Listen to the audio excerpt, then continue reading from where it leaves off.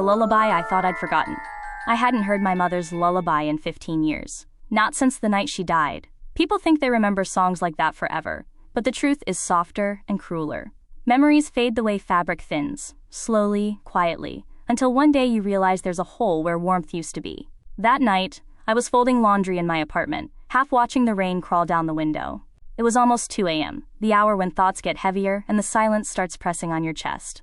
I remember thinking how strange it was that the world felt so still, like it was holding its breath. Then my phone vibrated. Not rang, vibrated. Once. Sharp. Intentional. I frowned. No one texts me that late. I picked it up, expecting spam or some wrong number nonsense. Instead, I saw a notification I didn't understand. New audio file received. Sender. Unknown.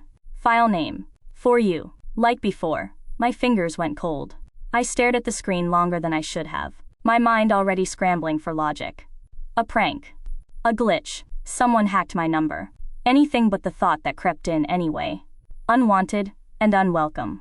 Like before. I swallowed and sat on the edge of the couch.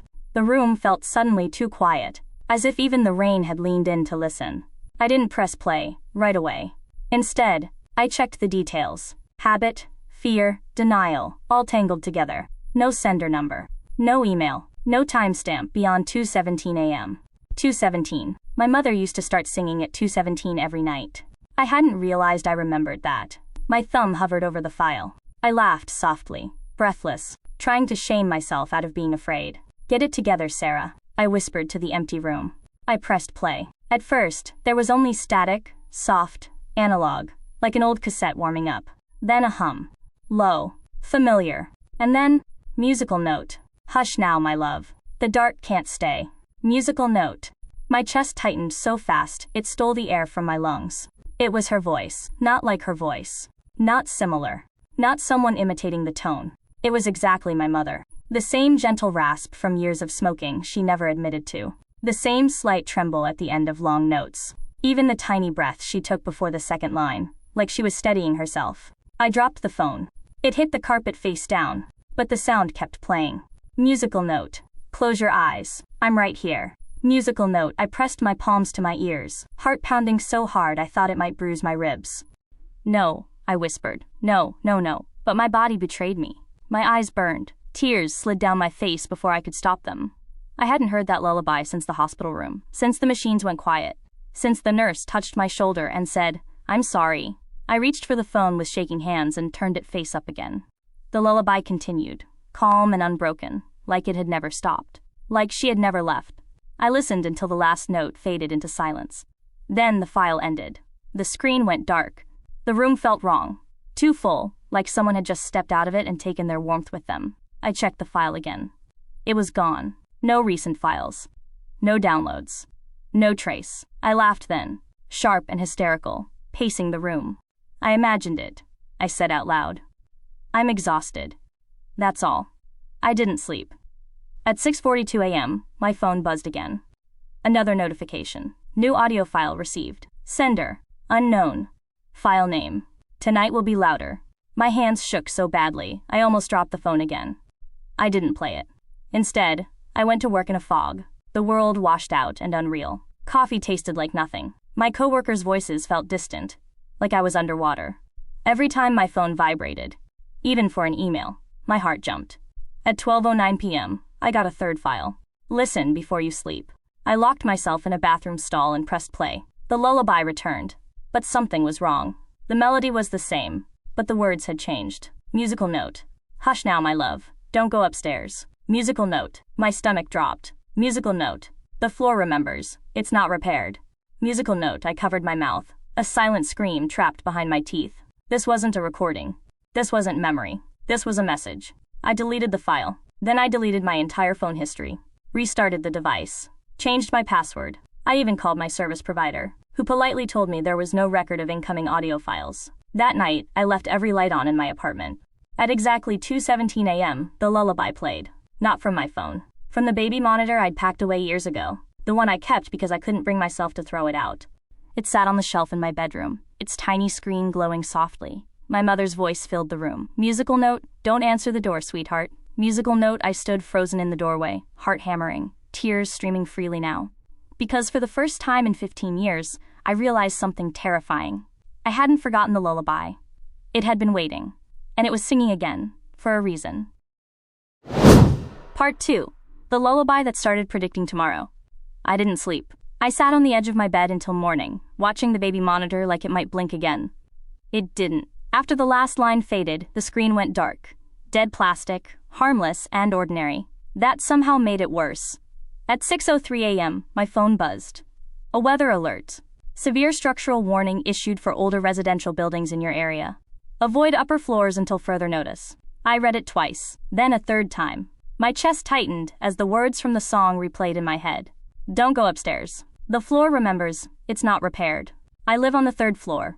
I stood slowly, knees weak, and looked up at the ceiling like it might collapse just from being noticed. The apartment had always been old, creaky, uneven, full of personality, the landlord liked to say. I'd learned which boards complained and which ones stayed quiet. But suddenly, every sound felt like a warning. I grabbed my bag, stepped carefully, and left without breakfast. At work, the news confirmed it. An apartment building 3 blocks away, same year, same layout, had partially collapsed overnight. No deaths, 1 woman injured. They showed footage of the broken upper floor, dangling beams like exposed ribs. I felt sick. At lunch, another file arrived. You listened. Good. I didn't open it.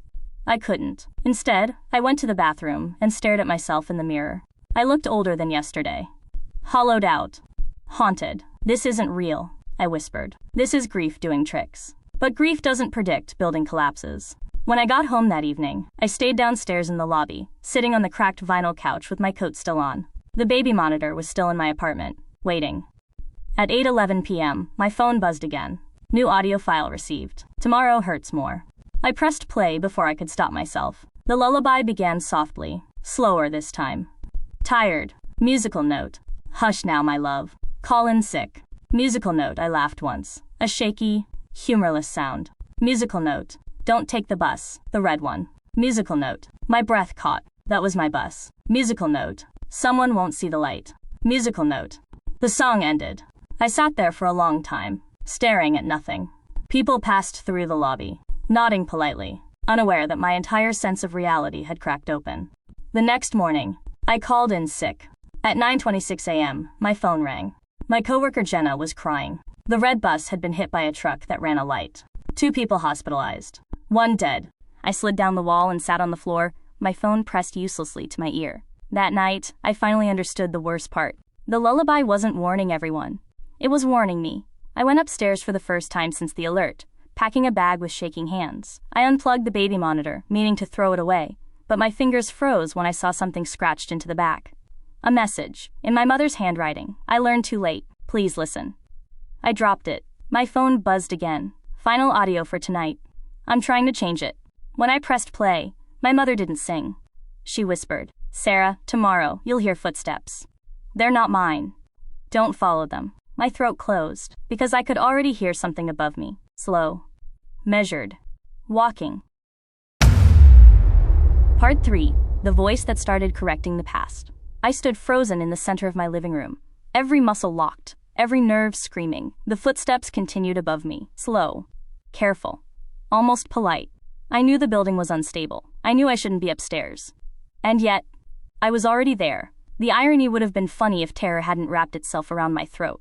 I whispered, Hello? The footsteps stopped. Silence flooded the apartment, thick and suffocating. My phone vibrated. Incoming audio file. Do not speak to it. I didn't press play. I didn't have to. The message burned into my mind anyway. The footsteps started again. This time, closer. Not above me. Behind me. I spun around. Nothing. The hallway stretched empty toward the bedroom, and the guest room I never used. The baby monitor sat on the counter, unplugged, lifeless. Or so I thought. Its screen flickered. White noise spilled out, followed by a sound that made my knees buckle. A breath, not static, not feedback. A human inhale. Then my mother's voice, strained now, urgent. Sarah, listen to me. This part already happened once. My hands shook so badly, I had to brace myself against the counter. What part? I whispered. The screen glitched, the image tearing like old tape. I didn't know how to warn you before, she said. So I hid it in the only place you'd listen. The lullaby, I said. Yes, Because you trusted it. Because you loved me. A floorboard creaked behind me. I didn't turn. I need you to remember, she continued. Not just tonight. The other night. 12 years ago. My chest tightened painfully. 12 years ago was a year I had buried deep. A year wrapped in excuses and softened edges. A year everyone said wasn't my fault. But guilt has its own memory. The footsteps stopped again, right outside the bedroom door. My phone vibrated violently now, one notification after another. You stayed. You shouldn't have. This is where it learned. Learned what? I whispered. The baby monitor crackled. How to wait. The bedroom door creaked open. Just an inch. Cold air spilled out, carrying a smell I hadn't noticed before. Dust, and something metallic. Old. Forgotten. The monitor screen flashed. For a split second, I saw it. A child-sized shadow, crouched near the bed. My breath hitched. I knew that shape. I had seen it before. 12 years ago, on a night I told myself I'd misremembered. A night I was supposed to be watching someone. A night I went upstairs instead. My mother's voice trembled now. You told yourself it was an accident, that you couldn't have known. I couldn't, I said, tears streaming freely. I didn't know. You did, she said gently. You heard the noise. You felt something was wrong. And you chose sleep. The shadow shifted. My legs gave out, and I sank to the floor. The memories came rushing back, uninvited, sharp, merciless. The babysitting job. The old house. The broken stair railing they said they'd fix. The sound of something falling. The silence after. I'd told myself the child had wandered, that it wasn't my fault. But the lullaby changed key. Lower. Darker. Musical note. Hush now, my love. You heard the sound. Musical note. Musical note. You turned away. You stayed asleep. Musical note. Stop. I sobbed. The shadow stood. It didn't move toward me. It just waited. My phone buzzed, one last time.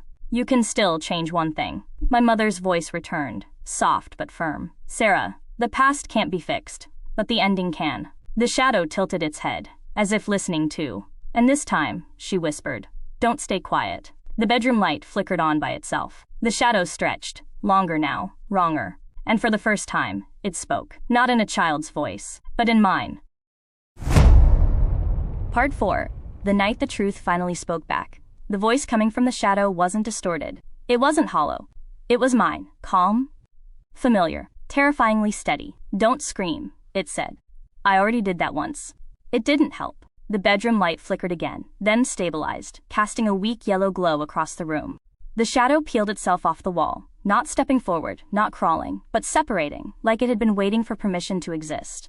I pushed myself backward until my spine hit the hallway wall. This isn't real, I whispered. The shadow smiled. That's exactly what you said last time. My heart pounded so hard I thought it might split my ribs open. Last time? I asked. The baby monitor crackled, then went silent. My mother's voice was gone. The lullaby stopped. It was just me. And it. The shadow walked into the light. It wasn't a monster. It wasn't a ghost. It was older me. Not exactly how I look now, but close. The same tired eyes. The same scar near the eyebrow I got years after the accident. The same posture of someone who had learned how to carry regret instead of dropping it. I don't understand, I said, shaking my head. You're me? She nodded.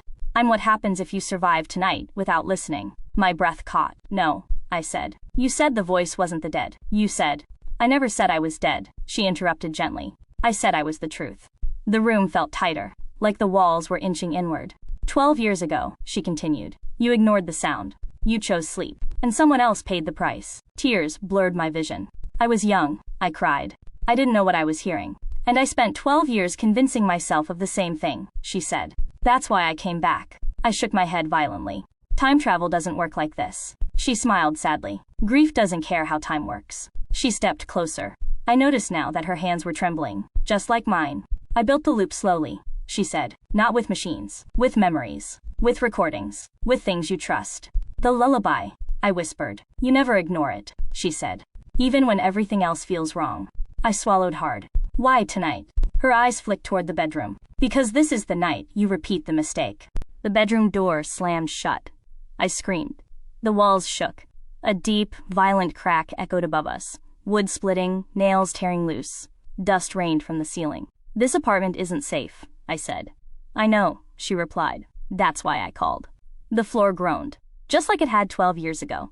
That same sound. The sound I pretended not to hear. You're going to go to sleep, she said. You'll tell yourself you're tired, that the noise is normal. and when the ceiling gives in.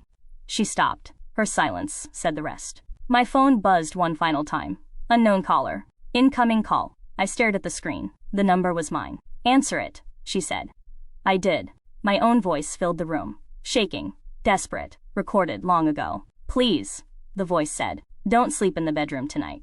I understood then. There was no ghost husband. No dead child, calling from beyond.